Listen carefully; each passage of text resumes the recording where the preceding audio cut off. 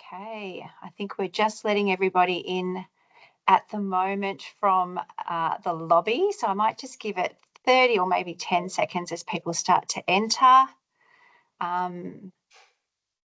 There's a few more coming in. Welcome everybody to this beautiful, I don't know what state you're in, but it's a glorious day here in Sydney. So welcome. Hopefully you've got sunshine wherever you might be also. Thank you. I'm going to kick off because we have a really full schedule today. The meeting is being recorded for anyone who would like to come back and watch that or share with anybody else afterwards. Our webinar today is on being ageing workforce ready, and my name is Dr. Kim Hamrosi. I am the CEO of the Corporate Mental Health Alliance Australia, a business-led, expert-guided organisation focused on supporting mentally healthy and thriving workplaces. Before we kick off, I would like to welcome everyone here today from all walks of life and cultures that make up our wonderful multicultural Australia. I would also very much like to acknowledge the traditional owners of the land on which we meet today, paying respect to elders past and present. For those that don't know, today is the International Day of the Older Person. This year's theme is Ageing with Dignity, the importance of strengthening care and support systems for older persons worldwide. So why are we talking about this? As we live and work longer than ever before, population ageing is reshaping societies globally. In most countries, life expectancy at birth now exceeds 75 years, which is 25 years longer than in 1950, which actually isn't all that long ago. By 2030, older people are projected to outnumber youth worldwide. Today, we'll be diving, and I think there's a few people still entering, so welcome, and welcome, Julie. Today we're diving into the critical topic of Australia's ageing workforce and the need for companies to understand and address their unique needs and challenges. Interestingly, the share of workers aged 55 and over has more than doubled since 1991, where it was 9%, and it is now 19% in 2021. And this is driven particularly by women re-entering the workforce in midlife and those that are delaying their retirement. Older Australians, which is really positive, are healthier, more educated and more willing to work than ever before. Unfortunately, or compared to leading countries, the Australian labour market, however, scores poorly on mature worker outcomes. Organisations need better strategies to seize the opportunities a late career workforce offers. By fostering an inclusive and supportive work environment, companies can harness the wealth of experience and knowledge that older workers bring. Ultimately, this benefits both the individuals and the broader economy. In the next hour, we will be exploring what an ageing workforce means for companies and how they can better support late career workers. We are going to kick off initially with some incredible insights and discussions from Robert Fitzgerald, the Age Discrimination Commissioner at the Human Rights Commission, and this will be followed by our panel of experts, which I will introduce shortly. Firstly, I'd like to introduce Robert. Robert Fitzgerald is a highly respected lawyer, human rights and social justice advocate, and a leading figure in the anti-discrimination space. He has been the New South Wales Ageing and Disability Commissioner since 2019 and was previously an Australian Productivity Commissioner, New South Wales Community and Disability Services Commissioner and Deputy Ombudsman. He served as Commissioner on the Royal Commission into Institutional Responses to Child Sexual Abuse and was the Chair of the Australian Charities and Not-for-Profits Commission Advisory Board. He has served on NGO boards for over 40 years. Robert, you have had a stellar career, and that was certainly a mouthful. Thank you for your time today and welcome. I am going to hand over to you now to set the scene and tell us more about the current landscape for older Australians. Thanks very much, Kim, and thanks for the generous comments, but also thank you very much to Corporate Mental Health Alliance for inviting me to this panel. I'm very keen to get to the panel, so I'll only speak for a short time.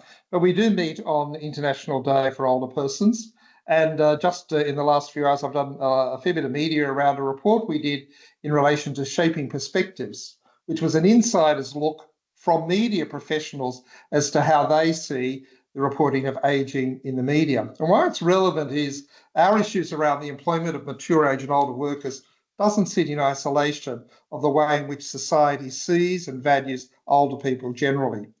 And it's always important to understand that whilst one aspect of our energy, for example, employment, is important, it's actually ensure we shape an Australia that is really fit for purpose for older people as we become an ageing Australia. Within 20 years, we will have 25% of our population over the age of 65, which is 9 million people. 2 million will be over 85. So how do we prepare as a society, as an economy, as a country for this ageing, something new in Australia's history? And employment is really important. In many senses, the issue around employment of mature age and older workers is not new. 9 years ago, the Australian Human Rights Commission held a summit with the Australian Human Resources Institute. Maybe we'll do another one next year. But so 9 or 10 years ago, we were talking about this issue. So what's changed now? Why is it becoming even more important that we address the employment of mature age and older workers? It's 3 things. Firstly, there are more older people that wish to work. They have a desire to be more active in paid employment. The second is older people need to work. Whilst it is true that many older people are entering old age healthier and wealthier and will live longer, that's not true for all. Many people actually need to work longer, well beyond even the age pension age, which has been increased to 67 and may well go up. But the third and most pressing need is the economy requires it. For the first time in my adult life, we now have the economy absolutely needing the labour force participation rates of older workers to increase. I think the labour force participation rate for 65-year-olds is around 15%, higher for men, lower for women. But we need to increase that. And we know that if we increase that, even by small percentage points, it has an enormous effect on the economy. Indeed, I think it was calculated that if we increase the participation rate for people over the age of 55 by even just 5 percentage points, many years ago, research showed that that would bring us, $50 billion worth of increased wealth each year. So the economics are now driving this. But the economics might be favouring older workers, but the workplaces might not be. And so the great challenge for us is to shape fit-for-purpose workplaces that in fact value older workers. Mature age workers, we talk about as being 45 years of age. I think that's a ridiculously low age, but it's what we talk about. And older workers, I presume, around 65. But collectively, we have to have workplaces that are inclusive of those ages. But the framework is not through my lens of discrimination. I don't actually think that helps us very much. What I do think helps us is the language we're now using in this area about inclusive, multi-generational workplaces. Workplaces that engage and value people of all ages. Technically, age discrimination exists for any age at all. My role is not related just to older people, although that's the focus of our attention. So how do we create workplaces where we've got people in their 20s, 30s, 40s, 50s, 60s who can work together, who can be culturally united in the cause of that particular workplace? And the truth of the matter is that's not so. What we're hearing from employer groups, from the union movement, for others, is that in fact divisions in the workplace are growing. So the great challenge is how do we actually get older people into the workforce? But an even greater challenge is how do we create cultures inside the workforce where all people are valued, older and younger workers. And then ultimately the third great challenge for older workers is how do they exit both the workplace and the workforce with dignity? We've got rid of, in most areas, not all, but most, compulsory retirement ages.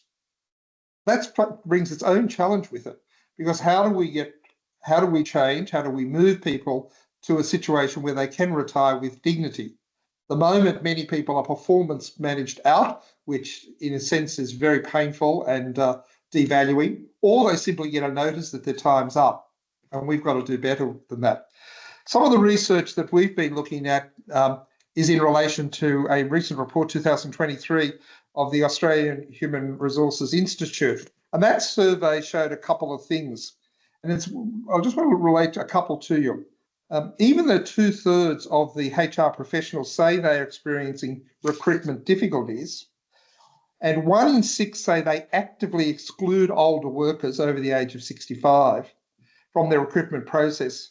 Just half say they are open to recruiting people between 50 and 64 to a large extent, whilst 18% they would be open to recruiting from the same age cohort to a small extent or not at all. In other words, even though recruiters in the organisations are experiencing difficulty, there is a very significant group of recruiters in organisations that actually actively exclude or have a very low regard for the employment of older people. So it shows us how challenging this is. This active exclusion, we would have thought by now would have been diminishing. When I talk to the employer groups, we think it is. But that it exists in 2023 to the extent it does shows us the challenge we've got going forward. Perhaps the issue is really around ageism that besets our employment spaces. And ageism, I think, is something that exists within the Australian society and the community more at large. We've been working to actually try to reduce ageism in society, but a space where ageism absolutely has to be tackled and challenged is in the workspace. So we've been working with community groups, we've been working with employer groups, we've been working with the Department of Employment and Workplace Relations to say what strategy do we need as a country whereby we can actually encourage employers to in fact engage in a process of cultural change in the recruitment process, in the actual workplace itself, and of course in the retirement space. But it also is, I think, important to understand how ageism can be changed. In a report called Changing Perspectives, Testing an Ageism Intervention project, we developed a workshop which is basically called Ageism in the Workplace. And what that has shown is extraordinary, that most people have ageist attitudes in relation to other employees, but it's unintentional. It's almost subconscious. And it's been developed from the earliest, from when they were a child, a teenager, in adulthood. So the perspectives they're bringing into the workplace have been formed well in advance of them actually encountering older workers. The good news, however, is that once that's explored and articulated, the vast majority of those who participate in it actually think about older people differently. It's really an extraordinary process whereby simply understanding the attitudes that shape the way in which we talk about, interact with older workers, that exposure actually makes a huge difference. So I think the work you're doing in trying to create employment inclusive spaces for older workers, as well as every other worker, is not as hard as we sometimes think. It is challenging, very challenging indeed. But I think those workshops and surveys absolutely demonstrate to us that this is a hopeful agenda, an agenda that we can go forward with. From our point of view, what do we need? We need the strategy, so the government is a player in this space. And the reason for that is largely actually around employees. What we've discovered that is older employees select out. They say, oh, I can't get a job. But they actually haven't tried. And the reason is they have convinced themselves that they won't get one. Now, sure, there are many stories of people that have tried endlessly to get jobs older age. Older women over the age of 55 are particularly disadvantaged even today. So it is not a situation where people haven't tried, but actually what's occurring is people have given up trying. We've got to change that. And to some extent, the government is a big player in that through its very many, numerous and multi-billion-dollar programs in relation to employment. I think for us and for many of you, it's about reshaping the employer market. Organisations, both government, non-government, non-profit and for-profit operations, to be able to have what we have called an inclusive, multi-generational workplace. The last comment I want to make, I've been often asked, how do we do it? Well, we're about to deal with that on the panel. But the point I want to raise is I just simply want you to stand in the shoes of an older person entering the workspace. What would they feel and see? What would they experience in that workplace? If you stand in the shoes of an older worker, it won't take long to understand what that workplace is actually like. What are the attitudes? What are the discussions? What are the adjustments that happen as I start to become slightly more dependent or slightly frailer as I go through the aging process? What will happen in a few years' time when I want to go to part-time work? What are the opportunities will be available? What happens around retirement?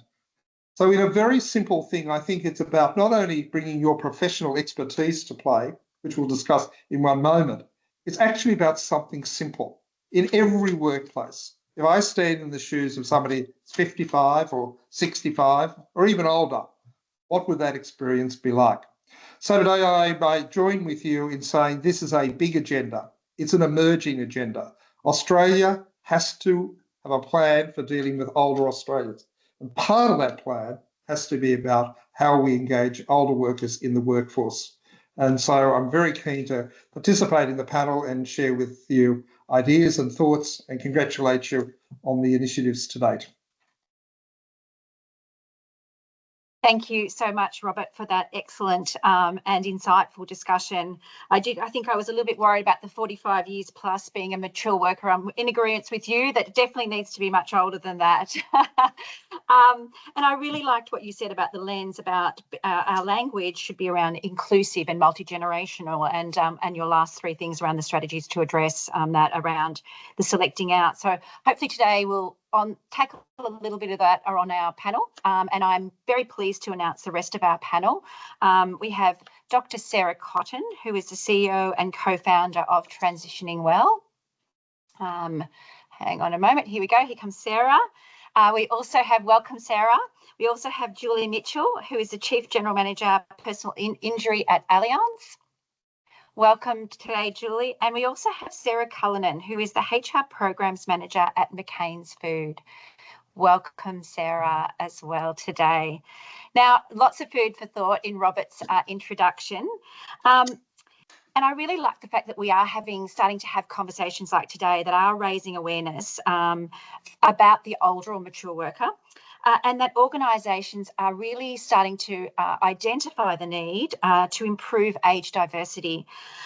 However, I think many companies are still struggling with the policies and processes to respond to this ageing workforce.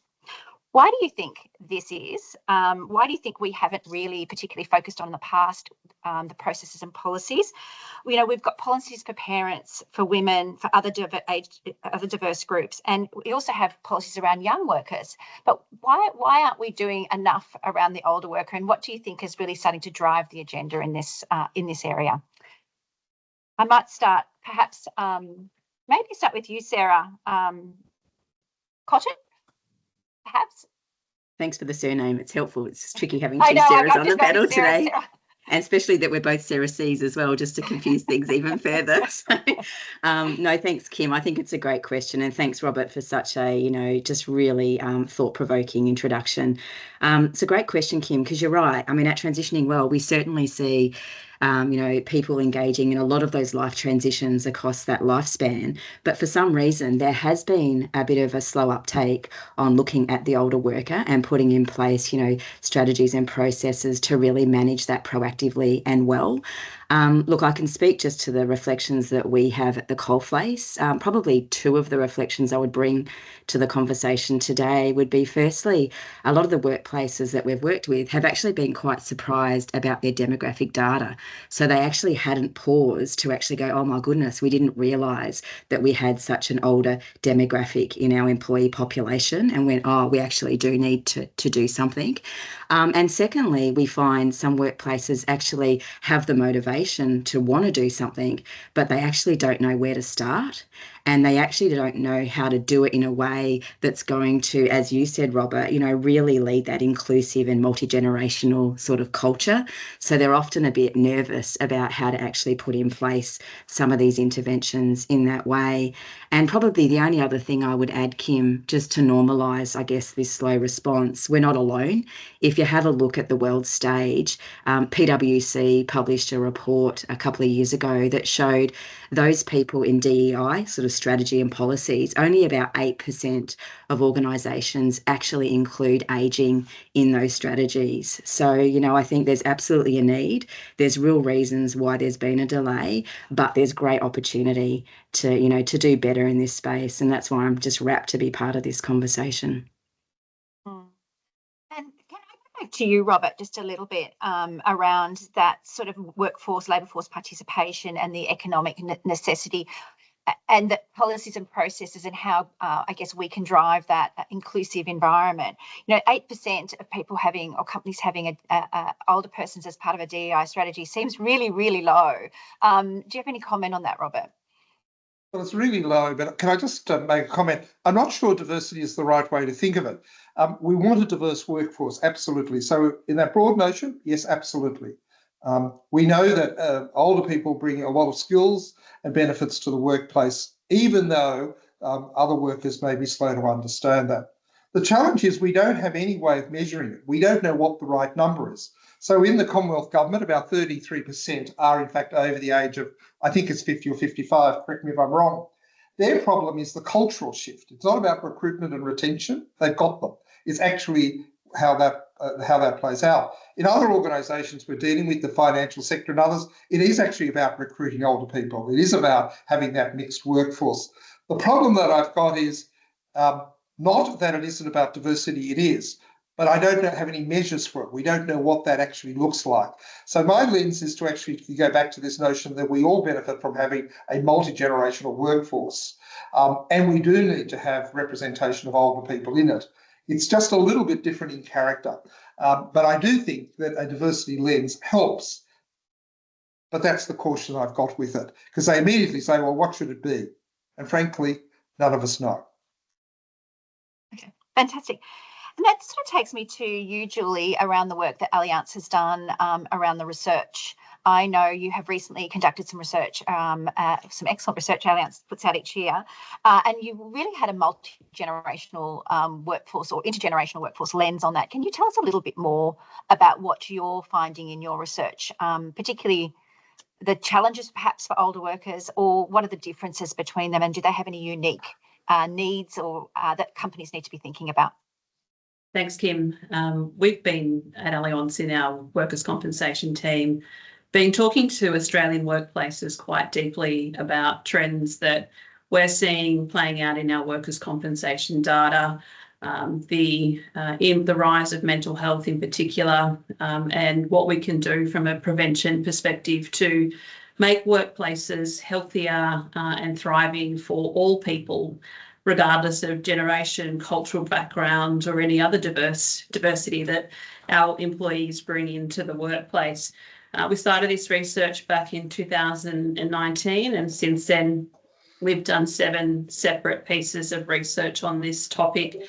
The most recent that we released in 2024, the first time we really looked at this multi-generational and diversity, and I would add the inclusion piece around leadership and culture into our research. And I think to the point that my panellists have all made, we do have a gap in terms of organisations stopping to look at the older workforce from the research that we've done. And it's true, 50% of the managers that we recently surveyed in 2024 also acknowledged personally that their organisation does have an unconscious bias towards age when they are recruiting.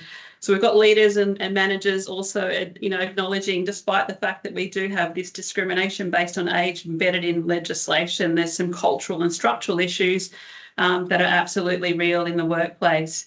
In terms of some of the statistics that came through, first I'll start with the sentiment. So we talked to both employees and managers about how they're engaging in work at the moment. And I think the reality is, from what we saw in the data, is our older workers are actually the most satisfied at work. So when we break down the generational gaps, particularly those in the 65 plus category, are most likely to say that they feel happy at work, 13% higher than the average of all generations combined. And to say that older workers are a huge asset to our workplaces, they bring that wealth of experience, self-sufficiency.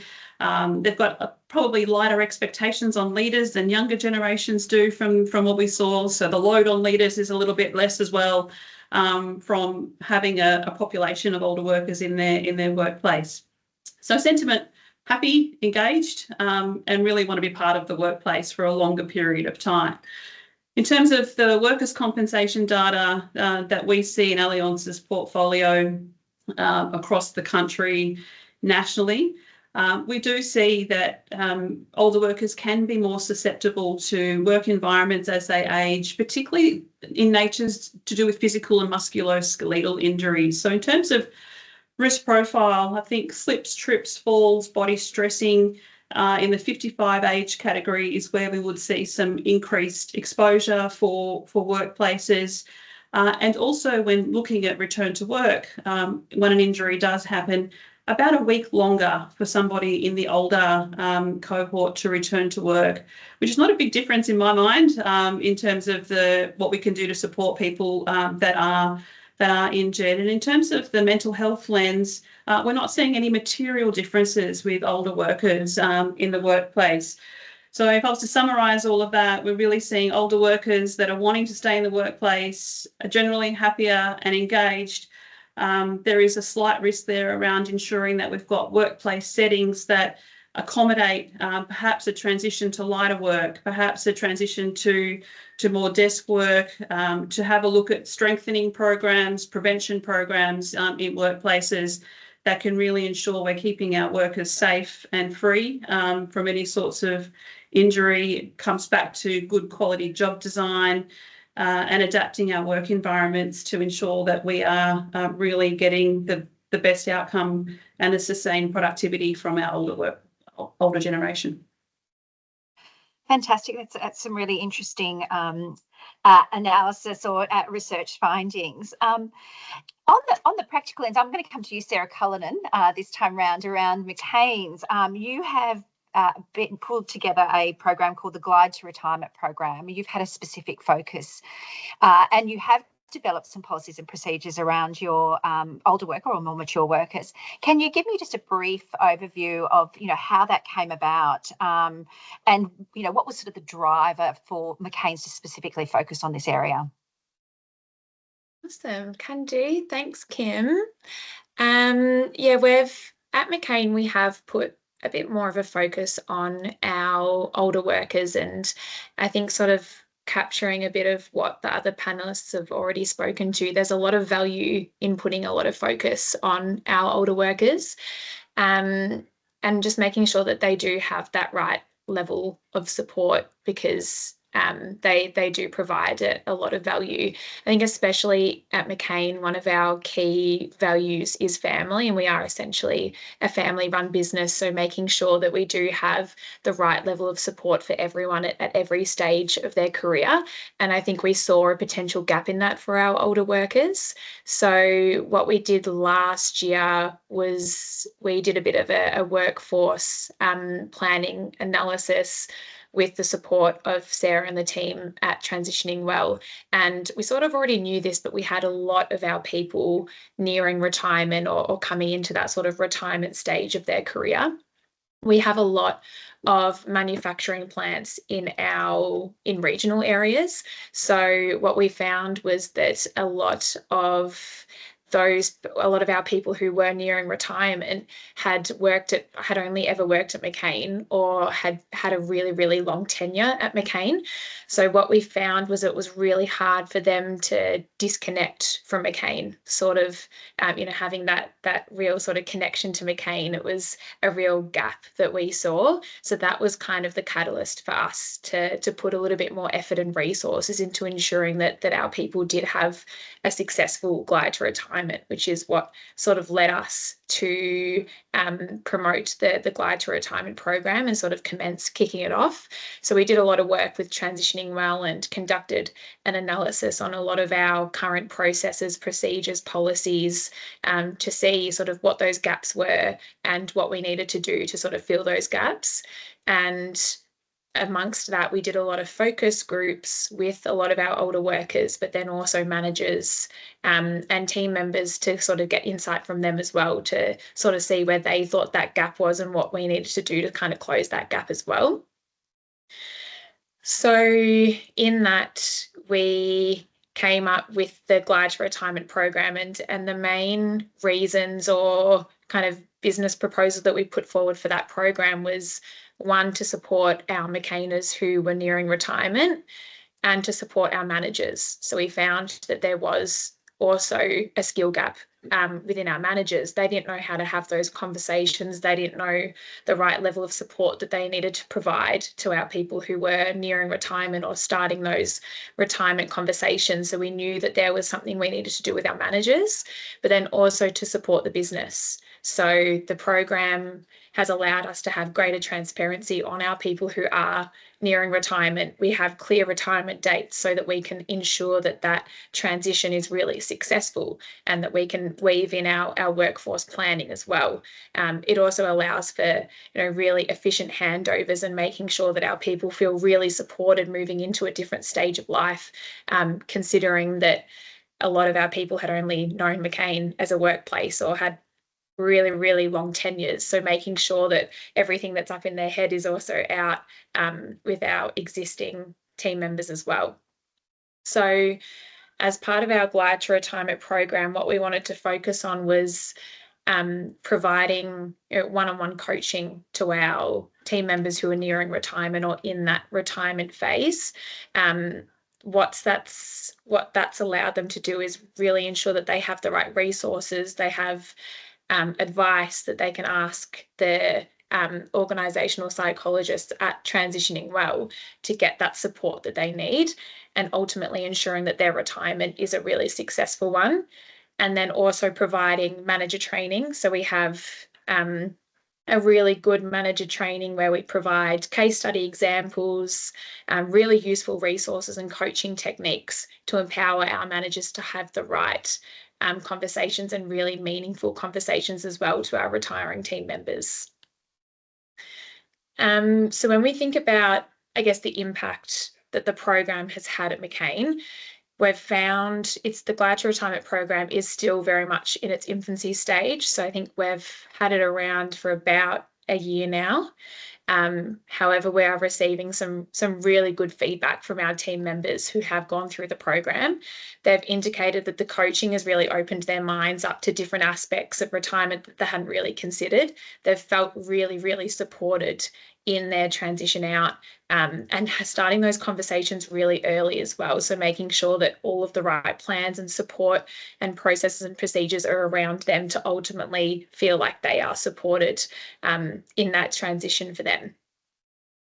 So again, I guess sort of wrapping up, McCain, one of our key values is family. So we want to make sure everyone feels like family and still feel like they are connected to McCain, even during the retirement process and also after retirement. And that sort of comes with making sure that our team members feel supported and empowered, and so do our managers, to make sure that they're having those right conversations.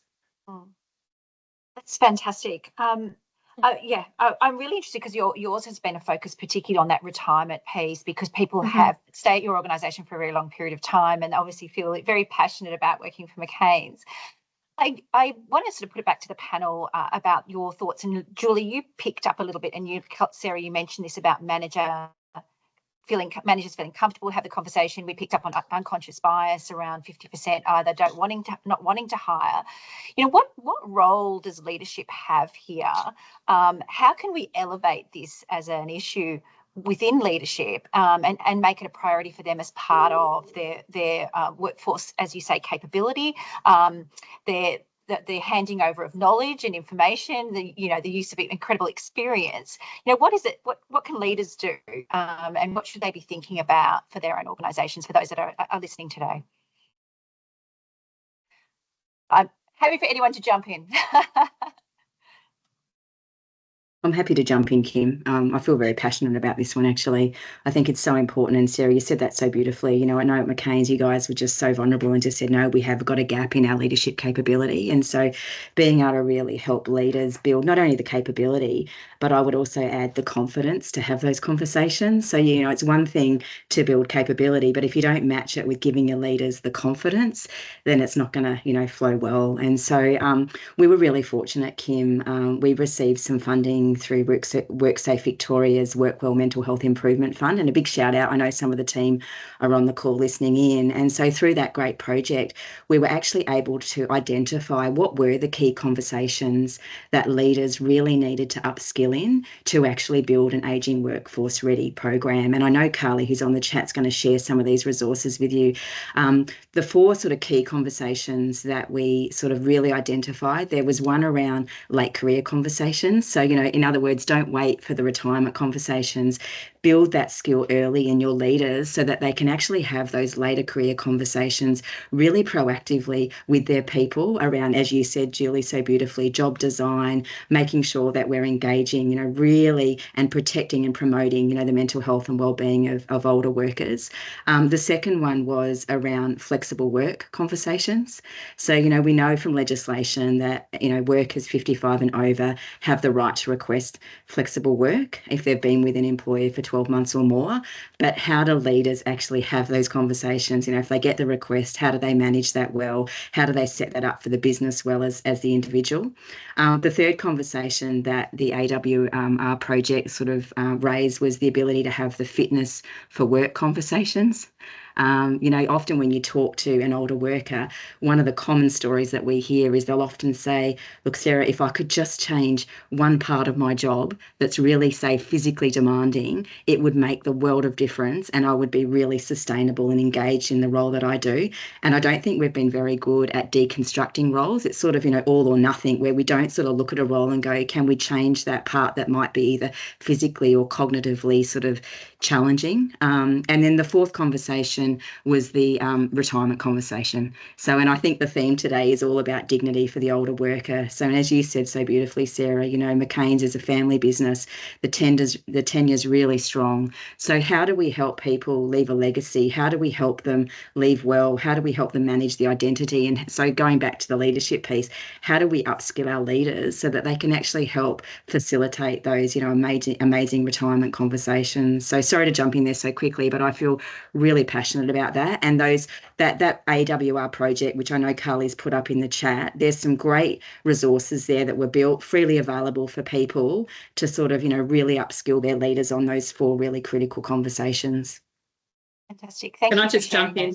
Yeah, yes, sorry, Julie, Kim. please. Just to add, to addition, we as leaders leading the highest number of generations than we've ever led before in our workplace. And I think as organisations, there is a lot to be done to helping our leaders understand the nuances that come with that multi-generational workforce that is only going to enrich the workplace, but does require leaders to show adaptability in how they engage. And whilst we can be generalists and there'll be exceptions to all of this, some of the research, and we've got some papers that we'll make available to the audience as well, out of our EU, the European nations, you know, does show that the older generation does still prefer to work in a hierarchical type employment setting, and will look to their leader for that sort of leadership. Younger generations, perhaps not so much. So having a leader that can engage in different ways and in different leadership styles, whether it comes down to somebody preferring a text or a web chat versus an email or a phone call from their leader, being aware of the preferences of all of your team in your environment, regardless, age is just one factor, but it could be neurodiversity, or it could be culture, or it could be, sexual preference. It doesn't matter. We've got a very diverse workplace that we need to lead through, and having leaders that are well trained in how to have the conversation to understand preferences of how employees want to engage in their team environment and with their leader, and having leaders that are comfortable to show that flexibility and put themselves in an empathetic leadership style, where, to Robert's point, you're walking in the shoes of somebody, is really, I guess, the modern workforce leadership that will be required to successfully embed inclusivity. And I think the point that both have made and Sarah made earlier is, with very small adaptations, you in fact can make people more comfortable within the workplace, but also I think adaptability seems like a big thing. I mean, leaders are human in their characteristics. That is, they're only capable of so much. And I think one of the things about older people is there are assumptions about what those adjustments would need to be. But I think, as Sarah says, if you take a fitness for work sort of approach, small adjustments allow people to continue to work very effectively. And I think younger people are the same, and people, as you say, with all sorts of other sorts of characteristics and conditions. So one of the challenges with leadership is not to be overwhelmed by these concepts, rather to say, with little change, we can actually get good results. Now, occasionally, you have to do big things. That's true. But a lot of the stuff, and so I think in ageism, it's that awareness by leaders of what they can do, what they need to do. And I think it's starting small. I think it's actually saying, sitting down with the person, seeing what adjustment works for them, doesn't work for us, those sorts of issues. So I think the big point is this is achievable. It doesn't require supermen and superwomen as leaders. It requires thoughtfulness, an ability to talk and communicate, structures like what Sarah C said, at their organisation. But my message is this is not hard, but it does require thoughtfulness. It does require proactivity. And if you don't do the things you've been talking about, the discussions, then in fact, you'll end up with a problem which needn't have occurred if you'd addressed it much, much earlier. So I agree, leadership is critical. But I think we've got to be very careful not to put this as something almost unmanageable. It's too difficult. If leaders think it's too difficult, then they're going to be very slow to act in the way they should, rather than taking these small, simple steps at an individual level or at an organisational level. Mm. Tell me a little bit around sort of we hear about the unconscious bias. What do you think sits behind? I know we talk about stigma with older persons, but having older workers. Tell me a little bit more about how we can actually start to break down some of the perceptions. And I'm sort of probably thinking about the work you've done in your workshops. What are some specific examples of the kind of things you can actually weave into the conversations you have as a manager or leader around sort of changing your own perception of older people in the workplace, given that we're all going to be an older worker at some point, let's be honest.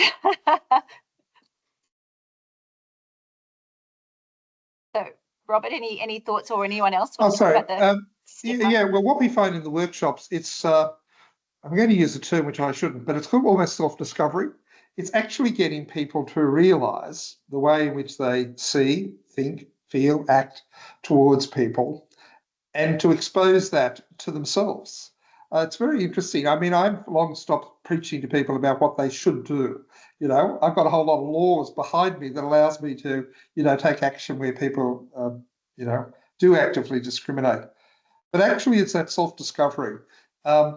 And I think that's what we've discovered through the workshops is most effective. So with the workshop approach is that I didn't realise I had these attitudes, or I didn't realise I'd formed these attitudes based on literally, it goes right back to the time that you think of your grandparents when you're a pre-teenager almost, and they stick with you. And so I think that notion of self-discovery. So is it about policies and procedures? Maybe. Is it about guidance? Maybe. But it's actually this self-discovery, and that's the thing that we've discovered the most important. Once they've discovered it, the question is, what do they do with it? It's all very well to do that, but then what do you actually do? And again, that goes back to issues that have been raised about there are things that the employer and the organisation has to do to foster and encourage that. But at the individual level, it's quite different from sexism and racism. Sexism and racism, which the Human Rights Commission deals with every single day, is very entrenched, and it's actually very hard to change. It is very hard to change. Can it be done? Yes, absolutely. As a society, we'd like to think we're changing. Ageism seems to me to be easier to change if you enter from the person's own perspective, and then the organisation fosters that change. It fosters it through the things we've been talking about. So whilst it's an ism, I might be wrong, but I think it's an easier ism to deal with in the workplace than some of these other very entrenched isms. Anyone else I might like just Kim, I might just jump in if I may. I think, so well said, Robert. And I think what we found with the AWR project was that there was a lot of these stereotypes or myths about ageing or ageism that once you actually unearth them and sort of call them out, if you like, people go, oh, right, I didn't realise that I was carrying that, And so just actually busting, the good old Mythbusters show I often think of, but actually just busting some of those myths and challenging some of those myths can in and of itself be really effective. Interestingly, one of the other things I find fascinating is that term benevolent bias. And so often what we find is that, people might say, oh, you're an older worker, so I'm going to assume that you don't want to travel, or oh, you're an older worker, so I'm going to assume that you don't want that promotion. And I think we need to be really diligent in our training to actually unearth that for our leaders as well, in disclosing, some of that benevolence bias as well. And often when leaders realise it, they go, oh, I didn't realise that's what I was doing. And so I think that can be really powerful as well, Kim. And like you said, it's not rocket science, Robert. It's just unearthing, I think, these biases and also reminding people, Kim, too, that it's not that we're bad people. It's not that we come with bad intentions. We're human and we carry these unconscious bias. And it's really important for us to, identify that so that we can look at changing our behaviour and doing things differently in the future. Anyone, Julie or Sarah Cullinan, did you want to add anything? Yeah, I might jump in and just sort of agreeing with the room. I think when we sort of went through our unearthing phase, we found that a lot of the conversations weren't really happening because of that, I guess, level of fear of saying the wrong thing, doing the wrong thing, and it then having that sort of negative impact so that kind of halted those conversations happening. So it's kind of breaking down that unconscious bias or that initial sort of fear barrier.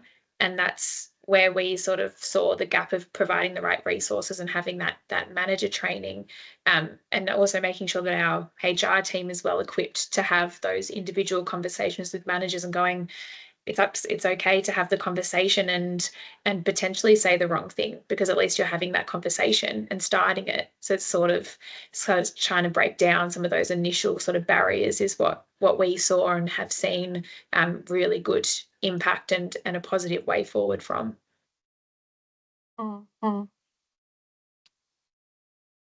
Julie, you're still on mute. Sorry, we haven't quite. There we go. Sorry, no? Kim. Just the only other point I would make is that I agree, and it certainly came through our research into mental health. It's the importance of the conversation and a quality conversation, but it does have to be backed up with then what does the leader do with that information.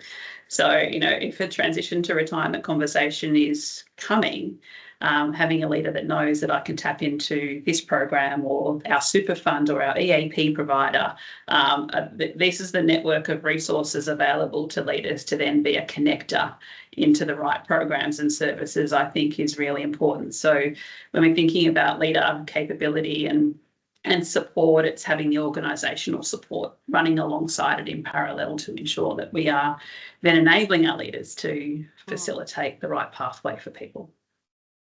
Absolutely, absolutely. If I might just make a comment, it's also about the older worker too. One of the interesting phenomena about getting older, I don't think it necessarily applies to 50s and 60s, certainly later. Older people, including myself, we lose nuance and subtlety. When you talk about grumpy old men and women, it's true. If you look at your grandparents, they're much more direct than they were 10 years earlier. And so one of the challenges is we have these wishy-washy conversations with older people, and communications executives endlessly talking about well-being and other stuff. Older people actually don't get that. What they get is the issue. And so the conversation has to be not blunt, but it has to be clear. And people, because they're frightened of offending, use this gobbledygook. And older people don't want it. They want clarity. And it's actually quite challenging. And I've watched it. There's a big gap between what communications people think older people like in terms of messaging and what they actually like. The second thing is we actually have a problem that a lot of younger people are resentful of older workers because of the way in which older workers treat younger workers. So I just want to put in a plug here. Whilst it's all about the older worker, the workplace also has to be able to call out poor behaviour by older workers as well. Otherwise, that becomes a problem. And one of the experiences we're hearing about is that it's all very well talking about older workers, and that's terrific. But actually, older workers are creating their own problems in that cultural space. Now, I'm not, you're practitioners in this, and I'm not. But it just always, when I hear that, I think, yeah, that's very right. This is a two-way street. And how do we make sure that older workers are also respectful of others? And therefore, I suppose, what are we talking about? Mutuality of respect, reciprocity, those sorts of concepts. And I think it's an important part, because if older workers aren't sensitive to the needs of others, why should they expect something different in return?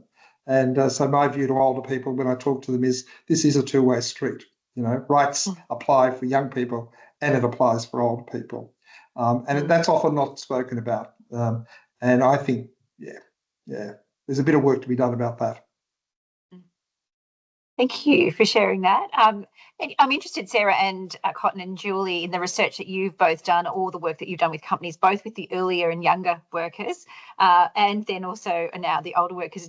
Any comments or reflections on having those conversations and thinking about the intergenerational interactions that occur? Julie, you happy for me to jump in, or did you want to jump in first? You go, Sarah. Sure. Look, probably the only comment I would say is there's just great opportunity there, Kim. Like we've seen, for example, some of, great interventions around things like reverse mentoring, having really great impact, on driving, the culture around, as you said, Robert, that, inclusive and multi-generational, workplace that we're aiming for. So if we can start looking at some of those interventions and, don't set and forget would be my other message on some of these is, just trial stuff, pilot stuff in your organisation and really, get a bit of a gauge on how that's tracking. But keen, Julie, to obviously hear, because I know the research that Allianz has done is brilliant. And I know has unearthed a lot in this area, that we can learn from. Yeah, I just think the importance of it really comes down to some very simple things, as Robert spoke about. And I just think the importance of a conversation is one, but having things in your workplace that are accessible for people at point in time. So things like employee network groups, for example, are so powerful for perhaps people that are heading into retirement, or for people that are in a caring situation at the moment and can join other people dealing with the challenges of work, life, caring needs. Network groups for people with, multiple, different challenges with, disability as well as ageing. So kind of this really connecting people with like-minded colleagues in organisations that can help normalise conversations and realise you're not on it alone. But I think some of the research, the thing that really sticks with me is that organisations are really well intentioned. There's a big investment in topics like this, diversity and inclusion programs. I think the business case is well understood and organisations are investing.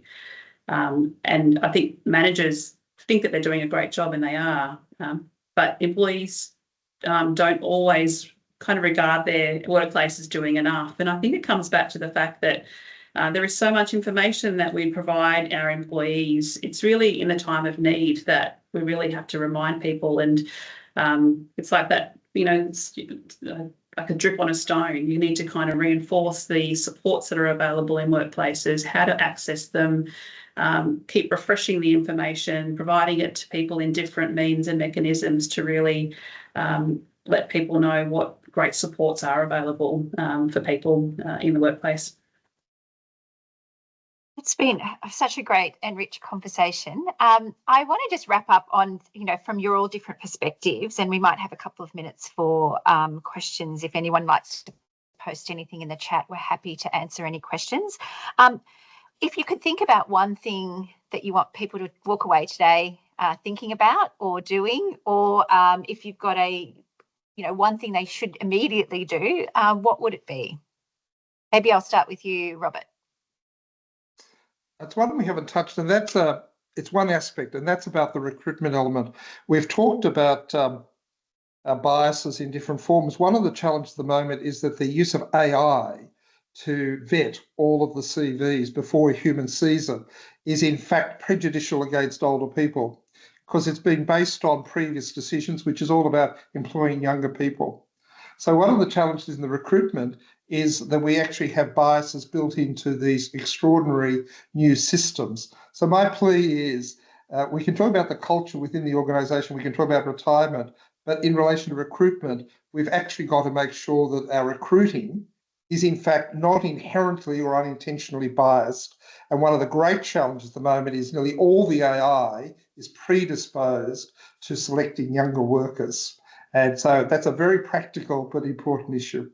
Robert, can I just quickly pick up on something you said earlier? On the flip side of that is, how do we actually encourage older employees to actually, you mentioned they self-select out. How do we as companies make sure that we're opening doors and making people feel that they don't need to self-select out?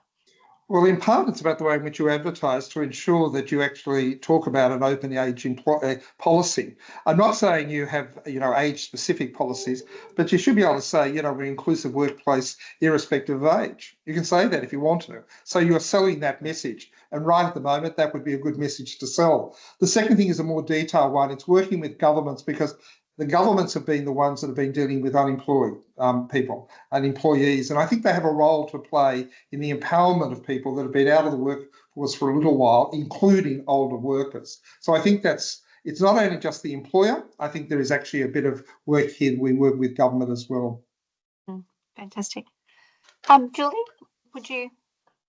Robert described it as being thoughtful. It's mine as being mindful about the fact that we have a reality that people are going to need to work longer and want to work longer post-retirement age.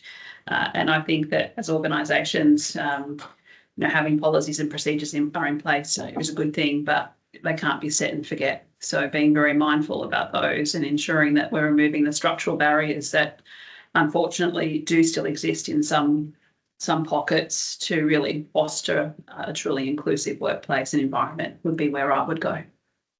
Thank you, Julie. Sarah Cotton, maybe, or Sarah Cullen, I don't mind. Are you happy to go, Sarah, or do you want me to go? I'll go.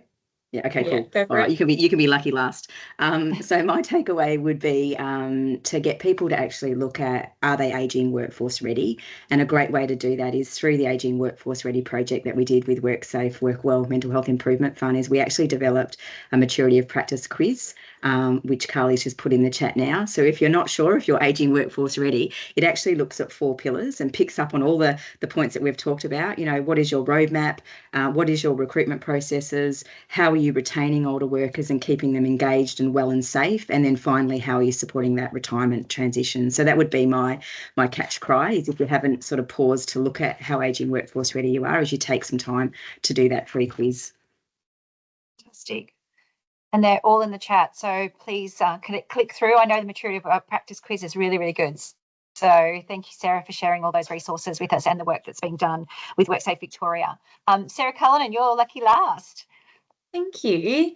I think just touching on probably a key message that we've all discussed is that just the small little things that make such a big difference. So I guess what we did at McCain was sort of starting from what do we currently have in place and then understanding what those gaps are. So just really getting to know your workforce, the different nuances that come within your organisation. Every organisation is different. They're going to have different portions of people at different stages in their career. So really understanding that, what they need, what they require, and then what that sort of current gap is and what you need to do to fill it. But small little incremental steps, because and it's so important, that initial sort of gathering phase of what's currently happening and what those gaps are.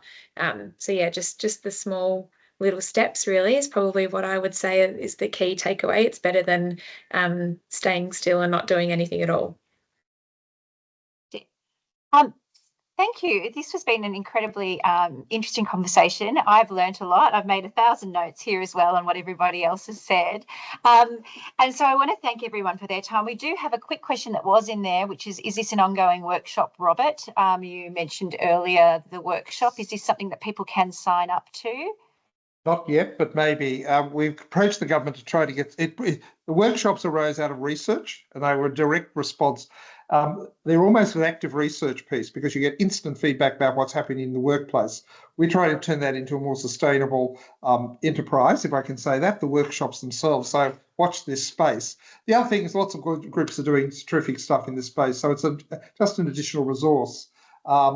But what the other part of it, I should say, is we're trying to say to the government that we can use this as a way of feeding back information to them in real time. So we all do research and we all do great stuff. What we want to do is have the government more proactively involved by saying, this is what's happening in real time, in workplaces of different natures. And this is, the real experience of people actually in those workplaces. So it's to help change workplaces, but it's actually to be a conduit back to government in real time of what's out there. And hopefully they'll come to the party. Oh, fantastic. Yeah. I hope so too. Thank you, everybody. We are at time. I'm going to wrap up with probably three things I really took away from this around the leaders: the confidence and capability, adaptability, and being comfortable in actually going forward. Small adaptations, I think, really is the key to any sort of change in your organisation. Just start. So thank you very much for everybody for sharing everything that you've done. And if you'd like to know more, we'll be sending out at the end of this next week a list of resources that Robert has also shared with us, Sarah, Julie, and a case study around what McCain's has done. So if anyone would like to get that information as well as a copy of the recording, please feel free to share with anyone in your organisations that may be interested. Thank you, Robert, Sarah, Julie, and other Sarah. All of you have been wonderful, and thank you so much for your generosity of sharing your knowledge and insights. So thank you. Thank you. Big pleasure. Thank you, Kim. Thank you. Thanks all. Bye-bye. Bye. Thank you.